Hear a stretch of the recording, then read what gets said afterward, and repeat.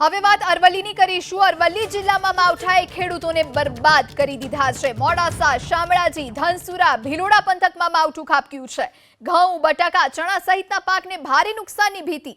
ખેતરમાં ખુલ્લામાં તૈયાર પડેલો જે પાક હતો એ પણ પલળી ચૂક્યો છે, જેના કારણે ખેડૂતોને પારાવાર તકલીફ સહન કરવાનો વારો આવશે। સંવાદદાતા દેવાંગ ફોનલાઈન પર જોડાયા છે। દેવાંગ, અરવલ્લી જિલ્લામાં માવઠાએ ખેડૂતોને બરબાદ કર્યા, શું વધુ માહિતી ત્યાંથી?